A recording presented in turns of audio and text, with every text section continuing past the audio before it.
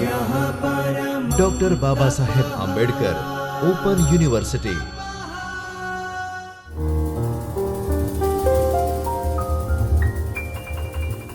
નમસ્કાર. Doctor Baba Saheb Ambedkar open યુનિવર્સિટીના ચૈતન્ય સ્ટુડિયોમાંથી હું હેતલ જોશી આપનું હાર્દિક સ્વાગત કરું છું. MA મુખ્ય વિષય ગુજરાતી, પેપર MGT 101, ગ્રંથકારનો અભ્યાસ, ઉમાશંકર જોશી, જેનો બ્લોક 3, એકમ 2, સાપના ભારા એકાંકી સંગ્રહ, ભાગ 4, જેનો આપણે અભ્યાસ કરીશું. સાપના ભારા એકાંકી સંગ્રહ, જેનું ચોથું એકાંકી ખેતરને ખોળે, એ વિશે આપણે આજે અહીં વાત કરીશું. તો એના પાત્રો આ મુજબ છે કે ભીખી, જે રઘુની પત્ની છે, જમના રેવાની સહિયર છે, મોહન ભીખીનો મોટો ભાઈ, રઘુ ભીખીનો પતિ, રેવા ભીખીની સાસુ, વિઠ્ઠલ જમનાનો દીકરો અને બીજા મેઘો અને બીજા અન્ય ખેડૂતો. આટલાય પાત્ર સૃષ્ટિ વચ્ચે આ એકાંકી આવરેલી છે. ખેતરને ખોળે, તો કે આસપાસ ખેતરો પથરાયેલા છે, ઘઉંનો પાક તૈયાર થઈ ગયો છે અને તે લણવા માટે જમના અને ભીખી પોતપોતાની ટોપલીઓ, દાંતરડું લઈ અને આવે છે. ત્યાં જ કોષવાળો ગીતો લલકારે છે. તે સાંભળી ભીખી આ લલકાર વિઠ્ઠલભાઈનો હોય તેમ અનુમાન કરે છે. આના પ્રત્યુત્તર રૂપે જમના માણસ ઓળખવાની ભીખીની ક્ષમતા પર પ્રહાર કરે છે અને કહે છે, તે વિઠ્ઠલ તો કૂવે જાઉં છું એમ કહીને ઘરેથી ક્યારનો નીકળી ગયો છે અને પાછો ફર્યો પણ નથી. આ વાત પછી જમના ઘઉંને લણવાની સાથે ભીખીના કુટુંબ પર આવી પડેલા દુઃખની વાત ઉકેલે છે, જેમાં સઘળો વાંક ગુનો ભીખીનો જ હોય એવું જમનાને લાગે છે અને તેના પર આક્ષેપ કરે છે કે ભીખીના ભાઈ મોહને લગ્નના સાટામાં મળેલા 1000 રૂપિયા લઈ લીધા છે, જેના કારણે ભીખીના સસરા આઘાતમાં મૃત્યુ પામ્યા છે અને તેના સાસુ અને પતિ પર બહુ મોટું દેવાનું સંકટ આવી પડ્યું છે, તો કે જેના કારણે તેમના કોઠારો પણ ખાલી થઈ ગયા છે. આ વાત સંભળાવી જમના ત્યાંથી નીકળી જાય છે. ખરું ખોટું ભીખીને સંભળાવી બધા જ દુઃખના કારણોનું મૂળ ભીખી છે એવું કહી જમના ત્યાંથી ચાલી જાય છે અને એકલી પડેલી ભીખી રડવાનું શરૂ કરે છે. ત્યાં જ તેનો પતિ રઘુ આવે છે અને તેને રડતી જોઈ કારણ પૂછે છે. ભીખી એ સમયે જમના સાથે થયેલી વાતચીત જણાવે છે. રઘુ તેને પ્રેમપૂર્વક આશ્વાસન આપવાનો પ્રયત્ન કરે છે.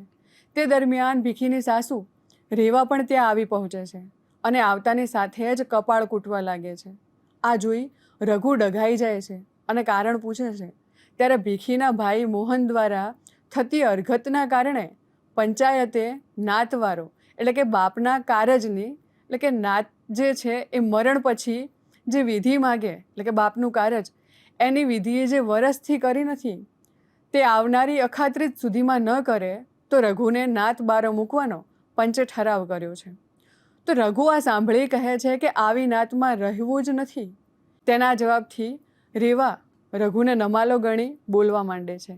છેલ્લે આ પ્રશ્નના સમાધાન અર્થે રેવા ભીખીને તેના પિયર મોકલવાનો રઘુને પ્રસ્તાવ મૂકે છે અને કહે છે કે તું ભીખીને એના પિયર મૂકી આવ, એ એના ભાઈને સમજાવે અને ત્યાં રહે તો એના ભાઈને થોડીક પણ અક્કલ આવે તો આ બધું બંધ કરે.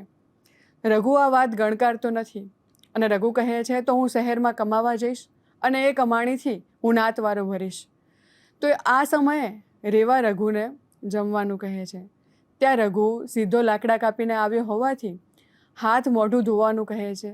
તે માટે પાણી શોધે છે પણ ત્યાં પાણી હોતું નથી. એથી ભીખી કૂવે પાણી ભરવા જાય છે અને પછી પણ રેવા રઘુને કહે છે કે તું ભીખીને પિયર મોકલી આપ.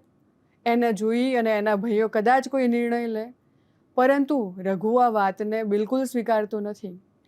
રઘુ ભીખીને પિયર મોકલવાની સ્પષ્ટ ના પાડે છે.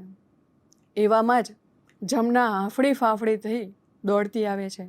તે કહે છે કે ભીખી કૂવામાં પાણી ખેંચતા પડી ગઈ છે. રેવા વાત સાંભળી અને બેભાન થઈ જાય છે. તેની કાળજી જમના લે છે અને રઘુને કૂવા તરફ દોડવા કહે છે. ત્યાં જ થોડીવાર પછી કૂવામાં પડેલી ભીખીને તેનો ભાઈ મોહન, જે એને બોલાવતો નથી, તેના પિયર આવવા દેતો નથી, એ મોહન ત્યાં જતાં જોઈ જ રસ્તામાંથી નીકળતો હોય છે અને ભીખીને કૂવામાં પડતા જુએ છે તો એને ત્યાંથી બચાવી અને લઈને આવે છે.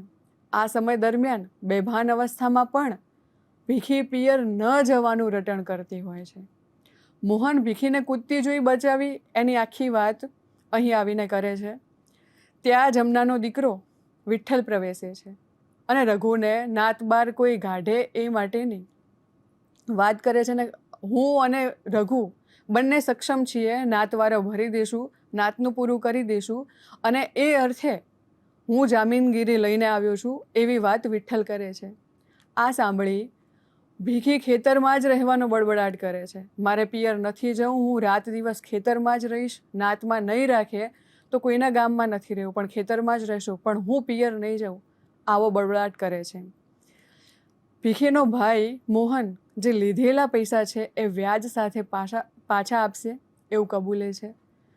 તો રેવાને જમના સાંભળી અને ખુશ થાય છે અને રેવા મોહનને આશીર્વાદ આપે છે. અને મોહન કહે છે કે ભીખીને થોડા દિવસ પોતાના ઘરે લઈ જવું. ત્યારે રઘુ કહે છે કે પિયરથી બચવા તો આ દશા પામી છે, આંખ ઉઘડશે ત્યારે છેવટે પોતાને પિયરમાં જ જોશે. તો કે ખેતરને ખોળેમાં ભીખી જે સાટા પ્રથાના કુરિવાજનો ભોગ બનેલી છે, આ ગૃહિણી જે કુરિવાજ સાટા પ્રથા એ કોઈ પણ સાટું કાં તો પૈસા કાં તો સામે એક દીકરી દીધી, આ સાટા પ્રથા એનો ભોગ બનેલી ભીખી એ એકાંકીમાં પુરુષ પાત્ર રઘુ તેની પત્ની ભીખી તરફ પ્રેમની અસાધારણ કોમળતા ધરાવે છે. તે નાતના અને સગાના જુલમથી પત્નીને ત્યજવા કરતાં ન્યાતને તજવા માટે તૈયાર છે, પરંતુ તેની માતા ભીખીને પિયર મોકલી દેવાની જીદ કરે છે. ભીખીનો ભાઈ મોહન જામીનગીરીના 1000 રૂપિયા ખાઈ ગયો છે. આવી તો એકાધિક અનિચ્છનીય ઘટનાઓ ભીખીના પરણ્યા પછી ઘટી હોવાથી તેને ગોજારી ખરાબ પગલાંની કહેવામાં આવે છે. રેવા તેને પિયર મોકલવા માગે છે અને પિયરમાં તેને કોઈ સંગ્રહ એમ નથી. એવી પરિસ્થિતિથી લાચાર બની તે કૂવામાં ઝંપલાવે છે. ત્યારે તેની સાથે કોઈ વ્યવહાર ન રાખતો તેનો ભાઈ મોહન તેને જોઈ જાય છે અને ભીખીને બચાવે છે.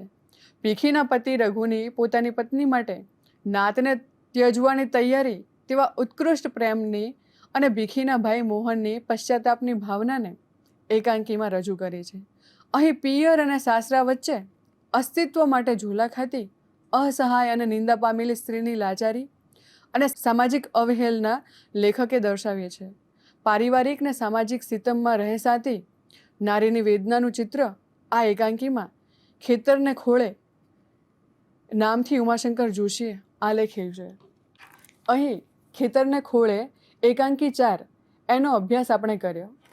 આભાર.